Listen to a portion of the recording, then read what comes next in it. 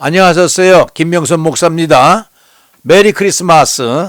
오늘 이 방송 찍는 시간이 바로 성탄절입니다. 성탄에 복된 소식 여러분의 가정에 함께 하길 바랍니다. 전 시간에 이어서 요한복음 성경 강의 20번째 성전 청결 사건 오늘 강해 나가도록 하겠습니다. 오늘의 본문 말씀은 요한복음 2장 13절로부터 25절 마지막까지가 되겠습니다. 여러분이 다 아시는 말씀이에요. 유대인의 유월절이 가까운지라 예수께서 예루살렘으로 올라가셨더니 성전 안에서 소와 양과 비둘기 파는 사람들과 돈 바꾸는 사람들이 앉아있는 것을 보시고 노끈으로 채찍으로 만드사 양이나 소를 다 성전에서 내쫓으시고 돈 바꾸는 사람들의 돈을 쏟으시며 상을 덮으시고 비둘기 파는 사람들에게 이르시되 이것을 여기서 가져가라. 내 아버지의 집으로 장사하는 집을 만들지 말라 하시니 성전을 청결케 했고요. 제자들이 이 성경 말씀에 주의 전을 사모하는 열심히 나를 삼키리라 한 것을 기억하더라. 이에 유대인들이 대답하여 예수께 말하기를 내가 이런 일을 행하니 무슨 표적을 우리에게 보이겠느냐. 예수께서 대답하여 이르시되 너희가 이 성전을 헐라 내가 사흘 동안에 일으키리라 하는 헤롯 성전에 대한 언급이고요. 유대인들이 이르되 이 성전은 46년 동안의 지었거늘 내가 3일 동안에 일으키겠느냐 하더라. 그러나 예수는 성전된 자기가 육체를 가리켜 말씀하신 것이라 죽은 자 가운데서 살아나신 것을 기억하고 성경과 예수께 하신 말씀을 믿었더라. 이게 본문 말씀인데요. 뒤에 한 3절이 더 붙어 있더라고요. 바로 이 말씀입니다. 6월절에 예수께서 예루살렘에 계시니 많은 사람이 그의 행하시는 표적을 보고 그의 이름을 믿었으나 예수는 그의 몸을 그들에게 의탁하지 아니하셨으니 이는 친히 모든 사람을 아시며 또 사람에 대하여 누구의 증언도 받으실 필요가 없었으니 이는 그가 전혀 친히 사람의 속에 있는 것을 아셨습니다. 라고 사람을 믿지 아니하는 불신 문제가 마지막으로 조금 언급되어 있더라고요. 자, 오늘 여러분이 이 성경 본문 말씀 여러분이 잘 아시는 말씀이고 많이 목사님을 통해서 들었던 말씀이에요. 그런데 여기 이 말씀을 읽어 나가다 보면 몇 가지 궁금한 점이 발견될 거예요. 먼저 왜 요한은 이 성전 청결 사건을 전방 2장에 배치했을까? 구조적으로 전방에 나와 있거든요. 왠관이 공관복음, 다시 말해서 마태, 마가, 누가에는 예수님의 사역 가운데 후반부에 속해요. 마태복음 21장, 마가복음 11장, 누가복음 19장 모두 다 예수님의 사역의 후반부에 속하잖아요. 후기 사역인데 특별히 이 요한은 이것을 전방 앞쪽으로 뽑아냈어요. 왜 그랬을까요? 중요한 내용을 강조하려는 거예요. 이걸 도치법이라고 그러는데 예를 들어서 여러분 미국 달러를 보면요. 달러 뒤에 이런 말씀 기록되어 있어요. 적혀 있는데 in God we trust 이렇게 적혀 있거든요. 원래 이 문장은요. We trust in God이에요. 우리가 하나님을 믿는다 그랬는데 하나님을 강조하기 위해서 in God을 앞으로 뽑았어요. In God we trust 이렇게 하나님을 강조하기 위해서 이렇게 무언가 강조하려고 하는 것. 중요한 것을 강조하려고 하시는 것을 앞으로 뽑았듯이 왜 예수님의 사역 가운데 후반부에 있는 것을 갖다 전반부에 이렇게 이 장에 뽑아냈을까? 그럼 뭐예요? 강조하는 용법, 또 도치법이라고 하는데 과연 요한이 강조하려는 것은 무엇이기 때문에 이렇게 전반부에 뽑아냈을까? 궁금하지 않아요? 신학적으로 대단한 의미를 갖고 있거든요. 지난 시간에 얘기한 포도주 사건과 이 사건을 앞으로 뽑아온 거예요. 2장에. 1장에는 말씀으로 이 땅에 오신 예수 그리스도, 그 다음에 예수 그리스도를 척 2장에 뽑았단 말입니다. 중요한 의미가 있다는 거죠. 강조하고 싶은 게 있다는 얘기죠. 그게 뭐냐는 거예요. 자, 왜 하필이면 또 성전 문제, 그걸 강조하려면 여러 가지 문제가 있는데 왜 성전 문제를 주제로 삼아서 거론했는가? 뭐 무리를 거르심, 5천문을 먹이심, 혈루증 사람 고치심, 나사를 많은 것 가운데 왜 성전 문제를 거론했을까? 이것도 궁금하죠. 그 다음에 성전에서 매매를 해? 여러분 예배당에서 물건을 사고 판다면 이해가 가요? 안 가요? 안 가잖아요. 성전에서 매매를 해? 돈을 받고 환전이 이루어진단 말이야?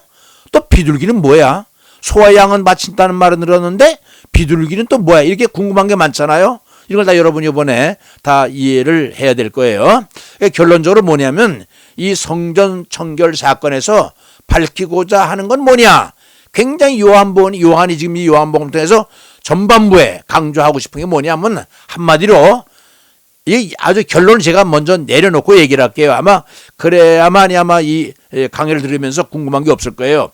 예수 그리스도는 메시아 그리스도라는 거예요. 이걸 강조하고 싶은 거예요. 그래서 예수 그리스도의 사역을 앞으로 뽑아낸 거예요. 무슨 말 알겠죠? 이게 오늘의 핵심입니다. 그래서 동시에 이 사건이 우리에게 주는 교훈은 뭐냐 하는 것을 결론 부분에 한번 살펴보도록 하겠습니다. 오늘 강의 내용은 성전 청결 또는 성전 우리가 청소를 했다.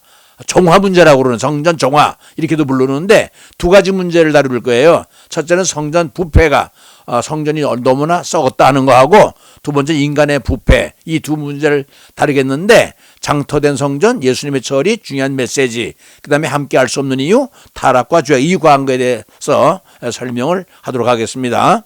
자 그러면 들어가겠습니다. 성전 청결 왜 청결 사건을 앞에 뽑아냈을까? 아까 설명했잖아요. 그죠? 자, 그럼 본문을 이해하는 것이 굉장히 중요한데 때는 6월절이라고 그랬어요. 예수님께서 절기를 지키기 위해서 예루살렘 올라가셨다. 그런데 성전이 장터로 변해 있었다. 왜? 소, 양, 비둘기를 매매하는 행위로 소란하고 돈 바꾸는 행위로 난장판이 됐다. 예수님이 이 상을 얻고 이들을 내어 쫓으시면서 내 아버지의 집은 장사하는 집으로 만들지 말라 이렇게 경고를 했죠. 사람들의 반응이 그때 뭐라고 그래요? 그러면 네가 하나님의 아들이야? 니네 아버지 집이야? 그럼 표적을 보여달라 이렇게 반응을 했고요. 그 예수께 뭐라고 그래요? 이 성전을 헐라 내 3일 만에 짓겠다. 46년 동안 지은 성전을 3일 만에 짓겠다고 이렇게 대화되는 것이 이 오늘 본문의 내용이에요. 이제 이해하셨죠? 자 그러면 이제 들어가겠습니다. 때가 어느 때냐? 6월절이 가까운 때라고 그랬어요. 6월절이 뭐예요? 애굽 탈출 때에 그 마지막 재앙이죠. 10번째 재앙. 그때 애굽을 나오잖아요. 그걸 기념하게 하는 것이 6월절 아니에요. 그죠? 근데 이스라엘의 모든 남자들은 1년 3차례 성전에 올라가야 돼요. 성지를 순례해야 된단 말입니다. 이것이 신명기 16장 16절에 나와 있는데 이스라엘 모든 남자 18세 이상은 전부 1년 3차 내 전에 나와 나를 보아라. 그래서 올라가야 돼 의무적으로. 그런 이스라엘의 종교적인 전통이 있어요. 그래서 유대인들에게는 6월절, 오순절, 장막절 이 3대 절기가 있어요. 예수님도 어렸을 때 올라가신 일이 있죠. 누가복음 2장 42절을 보면 왜 12살 때 올라갔었잖아요. 잊어버려가지고. 그렇죠? 그 사건을 얘기하는 겁니다. 요한복음에는 모두 3차례 6월절이 언급되어 있어요. 이 3차례 1년에 한 번씩 6월절을 지키니까 3번 지켰다는 얘기면 3년이라는 얘기예요. 그래서 예수님의 공생애가 3년이 되었다는 결정적 증거를 여기서 찾아요. 2장에 한 번, 6장에 한 번, 11장에 한 번인데 오늘 2장 여기 나오는 거예요. 자, 그러면 3대 절기를 보겠습니다. 3대 절기 가운데 6월절, 오순절, 초막절이 있는데요. 무교절, 초실절 이게 무슨 말인 거 아니? 6월절이나 무교절, 초실절 똑같은 말이에요. 오순절, 칠칠절, 맥주는 똑같은 말이고 초막절, 장막절, 수장절은 똑같은 말인데 3대 절기 하면 오른쪽에 왼쪽에 있는 것처럼 세로로 6월절, 오순절, 초막절 이렇게 얘기해도 되고 하얀 색깔로 무교절, 칠칠절, 장막절 이렇게 얘기해도 되고 초실절, 맥주절, 추상절 이렇게 얘기를 해도 돼요. 무슨 말인지 알겠죠? 또 이렇게 얘기해도 돼요. 노란 것에서 하나 6월절, 하얀 것에서 하나 아무거 77절, 또 이 벽돌 이거 고동색이라고 그러나요? 수장절에 하나 이래도 말해도 괜찮아요. 하나씩 뽑아가지고. 그럼 뭐가 다르냐? 6월절, 오순절, 초막절은 의미예요. 6월절은 이스라엘 민족들이 애굽을 탈출한 날, 오순절은 추수하는 감사절, 그 다음에 초막절은 그때 고난을 지키기 위해서 광야에 나가서 초막을 짓고 기념하는 날 이게 되지고 이건 의미고 무교절 77절 장막절은요 숫자 계산하는 거예요. 오순절일 경우 77이 49에서 그 다음날 50일 장막절은 7월 15일 무교절은 6월절이 지난 바로 일주일 이 날짜별로 의미한 거고요. 마지막에 그 초실절 맥주절 추장절은 농사와 관계 있어요. 처음 곡식을 타작해서 맥주절은 보리맥자 아니에요. 그죠? 이거 그 보리를 추수한 날, 그다음 수장절은 모든 것을 추수해서 창고에 쌓은 날 이렇게 이 추수가 관계 있는 것. 이거는 그냥 상적으로 알아두면 되겠어요. 자, 그런데 오늘 성전에 대해서 얘기하려고 하니까 여러분이 성전 구조에 대해서 한번 알아둘 필요가 있어서 내가 이렇게 표시해놨습니다. 성전하면요, 우리가 생각하는 예배당 그렇게 생각하지 말고 이렇게 넓게 생각을 하세요. 뭔가 하니 A를 보세요. A는 이게 성소에 진짜 성소와 지성소가 딱 돼 있죠. 그 다음에 B번이 있어요. 요 하늘색인데 B번은 제사장의 뜰이라고 그래요. 제사장들만 들어갈 수 있는 곳이에요. 왜? 여기서 모든 재물을 준비해가지고 이제 성소로 들어가니까 이걸 제사장의 뜰이라고 그래요. 그 다음에 세 번째는 유대인들이 들어갈 수 있는, 유대인들만 들어갈 수 있는 그 지역을 갖다가 C번이라고 그래요. 벽돌 색깔이라고 그러나요? 요게 유대인의 뜰이고요. 그 다음에 오른쪽에는 여인의 뜰이 있어요. 여인들만 들어가는 2번이 되겠죠. 그 다음에 바깥에는 유대인들이 아닌 이방인들이 들어가는 뜰이 이렇게 되어 있어요. 이걸 전체를 일컬어서 이 성전이라고 그러는데, 지금 이 매매하고 예수님과 지금 논란이 되고 있는 이 문제는 어디서 발생되고 있는 거 아니? C번이 있지요. 유대인의 뜰. 왜? 유대인들만 들어갈 수 있으니까 여기서 매매가 이루어지는 거예요. 그러니까 교회당에서 매매가 이루어진다 이해를 못하는데 바로 이 뜰에서 이루어지고 있는 것을 말하고 있는 것입니다. 그래서 장소는 예루살렘 성전인데 성전이 장터된 상황을 보고, 매매하는 상황을 보고 예수님이 분별한 거지요. 그래서 성전을 깨끗이 청소했다. 그래서 정결케 했다. 청결케 했다. 이렇게 해서 이 사건을 예루살렘 성전 청결 사건이라고 불러요. 이제 알겠지요? 이것이 성전의 구조입니다. 자, 그 다음에 양과 소들을 성전 밖으로 몰아내고, 아까 유대인의 뜰이 거기서 몰아내고, 환정상들의 돈을 쏟고 상을 엎으시며, 환전상, 돈을 바꾸는 자들이 왜 여기 있나? 여러분 이걸 아셔야 돼요. 유대인들은요, 18세 이상이 되면요, 성전세를 내야 돼요. 얼마만큼? 반세계를 내야 돼요. 의무적으로. 그런데 보통 화폐로 내는 게 아니라 성전에서만 쓸 수 있는 성전 화폐가 따로 있어요. 그러니까 일반 화폐를 성전 화폐로 바꿔서 내야 되기 때문에 여기서 돈 바꾸는 일이 벌어지는 거예요. 무슨 말인지 알겠죠? 저 비둘기 파는, 소, 양은 제물로 바친다는 말은 들었는데 왜 비둘기를 파는 자는 뭐야? 여러분, 제사용 동물은요, 소, 양, 피 흘려 쓰는 거 맞아요. 그런데 가난한 사람들은 소, 양을 살 수가 없어요. 너무 비싸니까. 그러니까 가난한 사람도 일단 피를 흘리는 것, 제사를 드려야 되니까 가난한 사람 비둘기를 드려요. 무슨 말 알겠죠? 그래서 경제 수준에 맞춰서 이렇게 하는데, 돈이 많은 사람은 소를 드리고 또 양을 드리고, 그 다음에 가난한 사람들은 비둘기를 드린다. 근데 여기서 재물을 사고 파는 일이 벌어진 거예요. 이제 알겠죠? 그 다음에 보세요. 성전세는 아까 얘기를 했고요. 자, 성전을 청결케 한 이유가 뭐냐? 하나님의 집, 성전을 장터로 만들었잖아요. 살고 파는. 예배와 기도의 신성한 장소를 거래처로 더럽혔기 때문에 예수님께서 분노한 거예요. 거룩한 하나님의 집을 강도의 굴렬로 만들었다. 아예 마태복음 21장에서는요, 이렇게 매매한 장소를 갖다 강도의 소굴이라고 이렇게 표현을 했어요.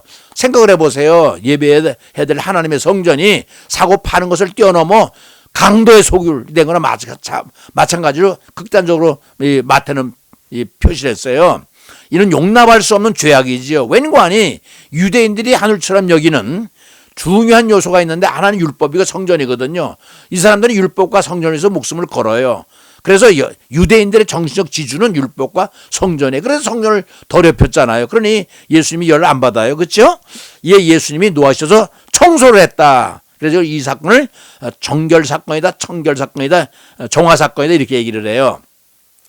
예수님의 분노를 볼까요? 성전을 더럽혀서 그렇게 되겠죠. 그죠? 신성하고 거룩한 하나님의 집을 장터로 만들어서 종교적 이름으로 매매 행위를 해. 환전, 아까 그랬죠? 돈 바꾸는, 그냥 바꾸는 거 아니에요. 웃돈을 받아요 또. 그러니까 완전히 이것은 예배를 파괴한 거지요.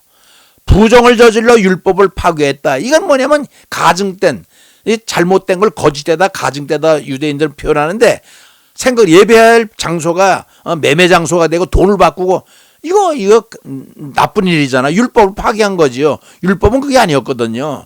성전 밖에서 사온 재물을 심사를 통해, 이게 무슨 말인 거 아니? 저 부산에서 사는 사람이 있다 그러면 1년 한 차례 서로 올라와야 되잖아요. 그럼 재물을 갖고 와야 되는데, 동물이 끌고 올라오면 오다 병들 수도 있고 죽을 수도 있잖아요. 그래서 나중에 어떻게 변했냐면, 이 소홀에 올라와서 예루살렘 성전 근처에 와서 재물을 사는 거예요. 소를 사든지 양을 사든지 비둘기 사든지. 왜? 멀리서 갖고 오면 힘이 드니까. 그런데 사왔다고 해서 그냥 드리는 게 아니에요. 이 제사장들의 판정을 받아야 돼요. 이걸로 재물이 합당하다. 오케이. 이건 안 된다. 불합격. 이렇게 하니까 이 검사를 받으려니까요. 여기에 또 심사 통과를 위해서 밑돈이 거래가 성행이 되는 거예요. 그게 못된 짓은 다 하는 거예요. 무슨 말 알겠죠? 좋은 것도 이거 안 돼 그러면은 돈 더 주고라도 통과시키려고. 그래야만이 판정을 받아야 재물을 드릴 수 있거든요. 그래서 피를 흘려야 제사가 성립이 되니까요. 무슨 말 알겠죠? 그러니까 이 짓을 한 거예요. 예, 제사장들이. 그러니까 하나는 성전을 더럽혀서 예수님께 분노했고요. 또 하나는 뭐냐면 재물을 더럽혔어요. 예배와 기도의 처소가 더럽혀지. 여는 예배 파괴, 재물 파괴지요. 드려지는 재물까지도 더럽혀지는 이 더럽히는 만행을 저지른 거예요. 아까 얘기했잖아요. 재물을 깨끗한 걸 드려야 되는데 그걸 판정을 받아가지고. 그러니까 잘못된 것도요. 판정만 돈 주고 판정받으면 패스가 되는 거예요. 통과가 되는 거예요. 그래 얼마나 불법들이 자행이 돼요. 만행이죠. 여러분 알다시피 엘리의 제사장 두 아들이 있었죠. 얘들이 하나님께 드린 재물 가지고 장난치다 어떻게 돼요? 죽었잖아요. 이 재물이 굉장히 중요한 건데 이런 이 못된 짓들을 하는 거예요.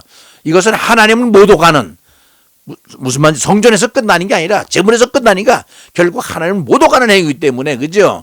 성소를 갖다 더럽혀 재물을 더럽혀 그다음에 그 율법의 본질까지 훼손하는 이런 못된 짓들을 이 사람들이 자행을 하니까 예수님께서 분노를 한 거예요. 이게 부패의 동기가 어디서 왔느냐? 여러분이 다 알다시피 기득권자는 누구예요? 바리새인들, 유대인들, 제사장들, 성전 맡은 자들, 서기관들, 대제사장 다 기득권자들의 제사장들의 세속화 된 거예요. 타락이 된 거예요. 돈 때문에.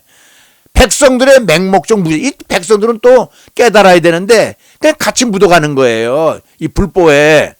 율법법 정신을 망각한 무지함이죠. 제사장들도 그렇고 백성들도 율법의 바른 정신, 하나님을 바르게 섬겨야 될 율법을 오해한 게 아니라 잘못 사용하는 거지요.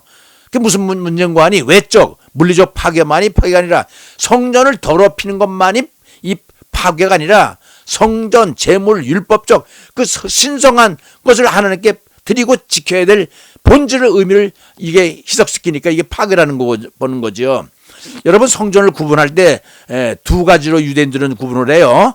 하나는 히에론이라고 그러고 하나는 나오스라고 그러는데 히에론은 뭔가 건물, 이 structure, 건물을 자체에 얘기를 해요. 나오스는 뭐냐면 건물이 아닌 그 성소의 의미, 제사 드리는 의미, 예배하는 의미를 얘기를 해요. 우리 오늘날 기독교에서는 유형교회와 무형교회를 따지죠. 유형교회는 건물을 얘기를 하는 거예요. 무형은 뭐냐?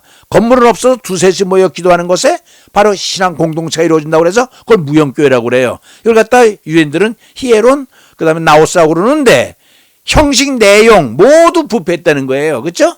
건물도 장토로 만들고 내용도 그냥 그 재물을 더럽히니까 이 형식이고 내용이고 다 더럽혔다는 얘기예요. 그러니까 주의 전을 사모하는 열심이 나를 삼키리라.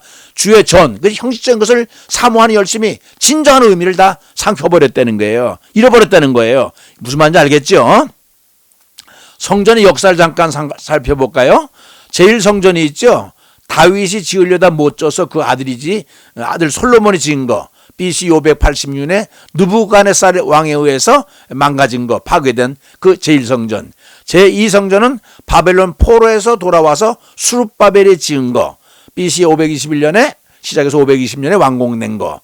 제3전 성전인데 제3성전은 없어요. 왜냐하면 헤롯 성전 있죠.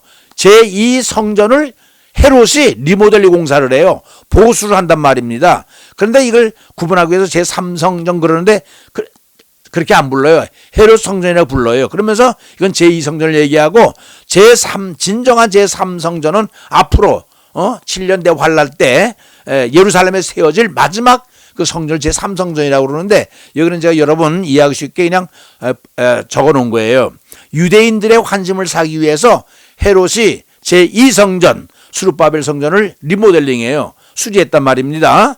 헤롯 즉위 19년에 착공을 해서 주후 27년에는 그때 예수님 당시, 예수님 이때 한 30년쯤 됐겠죠. 그죠? 46년째가 되기 때문에 46년의 징을 갖다 내가 3일 만에 지을 수 있단 말이야. 이 얘기가 여기서 나온 거예요. 그런데 예수님 당시 주 63년, 그쵸? 63년 총독 알비누스가 왕공을 해요. 예수님 돌아가신 후겠죠, 그렇죠? 주후니까 왕공을 하는데 총 83년이 걸렸는데 어느 때 파괴가 돼요? 7년 왕공은 왕공 7년 후 AD 70년, 왜 AD 70년에 로마 군에 의해서 싹 멸망받잖아요. 이 내용을 갖고 있는 게 성전이. 내가 진실로 너에게 이르노니 돌 하나도 돌 위에 남지 않고 다 무너뜨리우리라. 그래서 AD 70년에 성전이 완전히 파괴되지요. 그 얘기를 영전 역사를 여러분에게 소개하는 겁니다. 4.63 사건이 뭐냐면, 여러분 우리나라의 그 역사를 보면 4.3 사건이라는 게 있죠. 제주도에서 일어났던 1948년 4월 3일에 일어났던 제주 반란 사건을 갖다가 4.3 사건이라고 그러죠. 내가 그걸 따라가지고 이걸 갖다가 4.63 사건이라고 그랬어. 왜냐면 46년 지은 걸 갖다가 3일 만에 짓는다고 그래서 이해하기 쉽게 4.63 사건이라고 그랬는데, 이게 배경이 뭐냐면 주님이 분노한 행위를 보고선 백성들이 그래요. 하나님의 집이야? 니네 아버지 집이야? 네가 그럼 하나님의 아들이야? 네가 그럼 하나님이야? 표적을 보이라는 거예요. 표적을. 네가 하나님의 아들인, 권세 문제지요. 권위 문제지요. 그 무슨 표적을 우리에게 보이겠느냐? 백성들이 예수님께 물었을 때 예수님께서 뭐라고 그래요? 성전을 헐라. 3일 만에 다시 지으리라. 성전을 헐란 얘기는요, 율법적인 것을 헐어버려라. 내가 참 구세주다, 이 얘기입니다. 근데 이 사람은 액면 그대로 물리적인 것만 이해하는 거예요. 예수님의 성전 헐라는 율법이 이 시대는 갔다, 이제는 복음이 왔다, 이 얘기를 하는 건데 이 사람들은 그냥 성전을 고집하는 거지요. 무슨 표적이냐 했을 때 예수님께서 이렇게 말해요. 아버지 집을 장사하는 집으로 만들지 말라. 성전을 헐라. 3일 만에 다시 짓겠다. 무슨 얘기인지 알죠? 아버지 집을 46년 걸렸다는 얘기는요, 율법 시대는 지나갔다는 얘기예요. 새 법이 왔다는 거예요. 메시아 시대가 왔다는 거예요. 여기서 헐라는 뭐냐면 십자가의 죽으심을 얘기하죠. 왜? 죄인들 위해서 피 흘려 죽으신 예수님, 율법의 완성, 이걸 얘기를 한 거고, 찌으라 3일 만에 부활하셨다는 것은 새 메시아가 온 거예요. 이걸 의미하는데 이 백성들은 물리적인 것만 알지 속 내용을 모르는 거예요. 그래서 헐라 지으라는 뭘 얘기하느냐? 십자가 사건과 부활 사건을 얘기를 하지만 이 당시는 예수님이 초기 사역 아니에요. 그죠? 그러니까 아무도 이 의미를 몰랐던 거예요. 성전은 그리스도의 몸이라고 그러잖아요. 몸, 에베소 1장 23절이나 4장 16절에 보면 이 성전 헐라, 그러니까 헐라는 뭐 십자가 죽는 걸 얘기하는 거거든요. 이 말은 십자가 처형 시 백성들이 비난 조롱의 말이 되는데, 이게 뭐냐면 예수님이 이 말 한 거 가지고요, 대제사장들 앞에 가서 이 자는요 죄를 지은 자인데요 46년 동안 지은 저 성전을 3일 만에 짓겠다는 놈이에요. 이게 고소를 해요. 제사장한테 가서. 또 예수님이 돌아갔을 때 밑에 백성들이 뭐라고 조롱을 하는 거 아니? 마태복음 27장 40 보면 이 말씀 가지고 조롱을 해요. 46년에 지은 걸 갖다 3일 만에 짓는 자요, 이렇게 조롱을 해요. 무슨 말인지 알겠죠? 마태복음 26장 51절에는 대제사장에게 고소하는 내용이 되고요. 그래서 4.63 사건의 중요성은 뭐냐? 아까 말씀드렸죠. 요한은 이 사건을 복음서 전반부 제2장에 뽑아내요. 왜냐하면 1장에서는 뭘 얘기를 했어요? 말씀이 되어서 이 세상에 오신 하나님, 그 하나님이 어떤 분이냐? 메시아인 것을 강조하기 위해서 저 후반부에 있는 걸 앞으로 뽑아왔다고 그랬죠. 복음서에는 뒤에 나타나요. 율법의 완성자 예수가 메시아임을 확증시켜. 이것이 바로 요한이 이 2장 초반에서 이 성전 사건을 논하는 이유가 바로 이것 때문에 그래요. 그리고 동시에 그리스도는 역할이 뭐예요? 십자가에 죽고 부활하는 이 두 가지 사건을 집중적으로 설명하려고 이 성전 사건을 끌어가지고 지금 설명을 하고 있는 거예요. 내용은 요겁니다. 핵심은 요거예요. 근데 마지막에 이 사건이 끝난 다음에 석조를 가지고 부원시키는 게 있는데, 부연시켜서 이렇게 해서 애도하는 게 있는데, 타락한 성전은 이어지는 인간의 부패성을 잠깐 언급하고 넘어가더라고요. 그래서 여러분 이거 기억하세요. 기독교라고 하는 것은, 우리가 믿는 예수교는요, 십자가 사건과 부활 사건, 무슨 말 알겠죠? 십자가는 뭘 해결해요? 우리의 죄의 문제를 해결해요.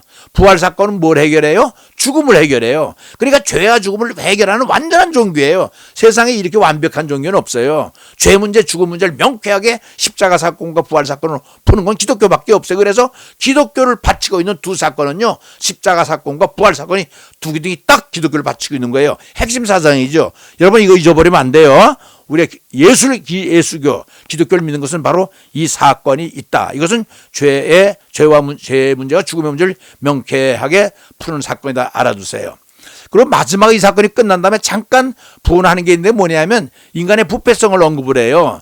주께서 인간들을 의탁하지 않으셨다 언급되어 있는데 왜 의탁하지 않았을까? 성전을 더럽힌 사건에서 인간의 본성의 악한 걸 알잖아요. 왜? 성전을 갖다 매매 장소로 만들었잖아요. 사고파는 이 악한 행위, 표적만을 따른 인간들의 이기적인 추악성, 꼭 뭐 표적을 구해요. 네가 하나님이 아니었으면 권세를 보더라. 이 표적을 구하는 인간들의 못된 습성, 주님이 친히 인간의 못된 습성을, 부패성을 마지막에 잠깐 언급하고 지나가. 이렇게 예수는 그 몸을 저에게 의탁하지 않으셨다는 것만 인간의 이 부패성 때문에 의지할 수 없는 거죠. 믿을 수가 없다는 얘기예요. 24절 인간의 부패성은 뭐냐면 함께 할 수 없다는 얘기예요. 의탁하지 않았다 하는 것은 인간들 믿을 수가 없다는 얘기예요. 그러니까 함께 할 수 없다는 얘기예요. 왜 그래요? 예수께서는 인간의 본성을 알아요. 친히 뭘 알아요? 인간의 악한 행위를 안다는 거예요. 그 본성은 원죄를 가리키는 원초적인 타락상. 그렇잖아요. 하나님의 명을 어겨서 에덴에서 쫓겨난 오리지널 신, 원죄진 인간 존재를 아는 거예요. 부패성을. 그러니까 여러분 인간의 본성을 보세요. 선인이 악인에 했을 때 악에 속하잖아요. 참인이 거짓에 했을 때 거짓에 속하잖아요. 빛이나 어둠에서 어둠에 속하잖아요. 영이나 유인에도 육에 속하잖아요. 내용이나 형식에 했을 때 형식에 속하잖아요. 외형 본물에 관심을 두고 있잖아요. 이게 아니라는 거예요. 인간 본성이 이랬다는 거예요. 어둠의 권세에 속하고, 그죠? 거짓에 속하고, 악에 속하고, 형식에. 성경도 인간이 본성을 지적을 하고 있어요. 그러면서 동시에 마지막 때 인간들의 배신을 하고 있다. 뭘 배신해요? 결국 예수를 십자가에 못 박혀 죽게 하잖아요. 이거 배신행위지 뭐예요? 그러면 성경이 얘기하는 증거가 바로 이런 것들이에요. 그럼 성경 언급을 볼까요? 창세기 6장 5절에 뭐라고 그랬어요? 여호와께서 사람의 죄악이 그 마음의 생각의 모든 계획이 항상 악함을 보시고, 그러니까 태어날 때부터 악하다고 그랬어요. 하나님이 선언한 거예요. 땅에 사람을 지으셨으면 한탄하사 마음에 근심하시고. 아니 인간을 하나님의 영광을 위해서 대화의 상대로 만들었는데 악을 행하니까 하나님이 인간 지으셨음을 한탄했다고 그랬어요. 근심했다고 그랬어요. 이거 보세요. 이거 인간의 본성이 약하다는 거예요. 또 예레미야에서는 17장 9절에는 뭐라고 그러냐면 만물보다 거짓되고 심히 부패한 것은 사람의 마음이라 누가 이거 아리요? 봐보세요. 사람은 거짓되고 부패하다고 아주 예레미야 선지서 선언을 해주고 있어요. 오늘 본문 보세요. 예수는 그 몸을 저에게 의탁하지 않았어요. 왜 그래? 본성이 약하니까. 이는 저의 모든 사람을 아심. 어떤 걸 알아요? 본성을 알아요. 또 친히 사람의 속에 있는 걸 아심으로 이는 그가 친히 사람 속에 있는 것을 아셨습니다. 뭘 알아요? 악한 본성을 아는 거예요. 그러니까 의탁할 수 없는 거죠. 이걸 마지막에 이렇게 잠깐 언급한 건요. 정말 인간도 성전처럼 부패했다는 것을 아마 이렇게 설명하기 위해서 부언해 놓은 것 같아요. 그래서 오늘 결론은 이렇게 내면 되겠어요. 성전 청결 사건은요, 핵심은 뭔가 하니 유대교와 예수교. 여러분 유대교와 우리 기독교와 차이가 뭔 줄 알죠? 유대교와 예수교의 근본적인 차이는 그리스도를 메시아로 인정하느냐, 구세주로 인정하느냐 안 하느냐에 달렸어요. 유대인들은 아직까지 그 메시아가 안 왔다는 거예요. 지금도 기다리고 있어요.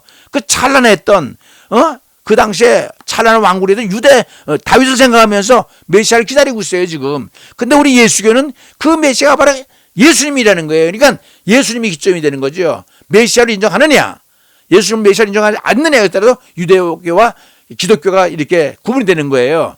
이 차이점을 요한은 지금 이걸 갖다가 설명하는 거예요. 왜? 내가 유대인인데 알고 보니까 유대교는 껍데기야. 알면은 예수님이야. 기독교야. 이걸 설명하려고 지금 메시아됨을 갖다가 밝히 말하려고 도치법을 써가면서 지금 이렇게 성전 문제를 다루고 있는 거예요. 아셨지요? 그래서 성전을 주절한 이유는 유대인들이 가장 중요하게 생각하는 게 뭐라고 그랬어요? 이 사람들의 머릿속에는 율법과 성전밖에 없어요. 오로지 성전과 율법으로 목숨을 걸어요. 그런데 너희들이 생각하는 성전 그거 껍데기라는 거예요. 율법 그림자라는 거예요. 실체는 예수님이라는 거예요. 성전이 부패해서 썩었다. 율법이 결국 그림자 썩은 거라는 거예요. 가치나 알맹이가 아니라는 거예요. 그러니까 성전을 헐고 다시 짓겠다는 게 뭐냐면 율법을 이제 헐고 새로운 복음을 너에게 소개하겠다 이 얘기거든요. 그러니까 내용을 읽어야 되는데 형식으로 자꾸 이렇게 율법만을 고수하기 때문에 기독교를 인정을 안 하는 거예요. 주의 전을 사모하는 열심히 나를 삼기를. 이게 뭐냐면 주의 전을 사모하는 열심, 이 율법이 얘기하는 거예요. 오랜 역사 속에 율법만을 목숨을 거니까 그것이 나를 삼켜 무시해버렸다니까 나는 복음이야. 이걸 받아들여야 돼. 그러니까 예수님이 이렇게 표현한 거예요. 율법 때문에 너희들이 나를 모르는구나. 이걸 이렇게 표현했어요. 그래서 유대인의 시각은 46년에다가 그냥 긴 역사, 율법 역사, 물리적인 성전만 생각하는 거지. 아까 히에론, 건물에만 초점을 맞추는 거예요. 예수의 시각은 3이라네요. 본질적인 성전, 나오스라고 그랬죠. 내용, 두셋이 모여 기도하는 곳에 내가 함께하는 공동체. 그렇죠? 예수 그리스도의 예수는 몸이라고 그랬잖아요. 에베소 1장 23절에. 그러니까 예수가 참 복음인데 참 율법인데 거짓 율법, 형식적 율법에 매여 있는 저들에게 요한은 안타까워서 사도 바울도 그랬잖아요. 율법은 그림자야. 그것과 안 돼. 율법의 완성 예수가 온 거야. 그래도 이해를 못하는 것 똑같은 심정으로 요한은 지금 이걸 갖다가 그리스도가 참 복음이요. 율법의 완성이라고 메시아라고 소개하기 위해서 이 성전 청결 문제를 거론하고 있는 거예요. 성전 청결, 율법은 청결시켜버리고 새로운 받아들이는 거예요. 그래서 여러분 이걸 아셔야 돼요.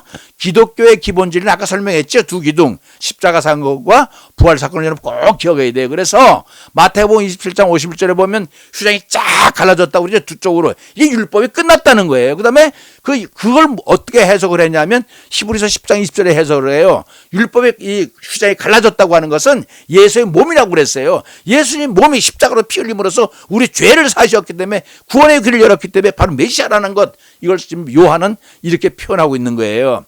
성전 사건은 인간의 부패성과 관계가 있다. 이게 무슨 말인 거 아니? 그렇죠? 매매하고 잘못되고 형식이 잘못됐다는 거죠.